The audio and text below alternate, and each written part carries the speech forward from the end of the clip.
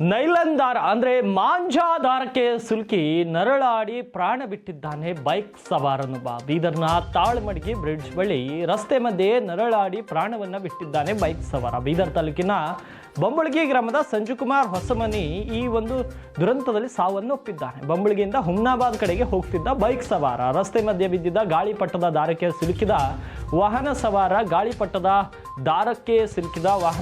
ರಸ್ತೆ ತುಂಬೆಲ್ಲ ರಕ್ತ ಚೆಲ್ಲಿದೆ. ಗಾಯಗೊಂಡು ನರಳಾಡುತ್ತಿದ್ರು ಕೂಡ ಮಗಳಿಗೆ ಕರೆ ಮಾತಾಡಿದ್ದಾನೆ ಮೃತ ಸಂಜು ಕುಮಾರ್. ಸ್ಥಳದಲ್ಲಿ ಮೃತನ ಸಂಬಂಧಿಕರ ಆಕ್ರಂದನ ಮುಗಿಲು ಮುಟ್ಟಿದೆ. ಮನ್ನಾಖೇಳಿ ಠಾಣೆಯಲ್ಲಿ ಪ್ರಕರಣ ಕೂಡ ದಾಖಲಾಗಿರುವಂಥದ್ದು. ನೋಡಿ, ನಾವು ನಮ್ಮ ಸಂತೋಷಕ್ಕಾಗಿ ನಾವೇನೋ ಗಾಳಿಪಟ ಹಾರಿಸ್ತೀವಿ, ಆದರೆ ಈ ಹತ್ತಿ ದಾರದಲ್ಲಿ ಹಾರಿಸಿದ್ರೆ ಏನಾಗಲ್ಲ, ಈ ಲೈಲನ್ ದಾರಗಳಲ್ಲೆಲ್ಲ ಈ ರೀತಿ ಗಾಳಿಪಟ ಹಾರಿಸಿದ್ರೆ ಬೈಕ್ ಸವಾರ ಇವತ್ತು ಸಾವನ್ನಪ್ಪಿದ್ದಾನೆ.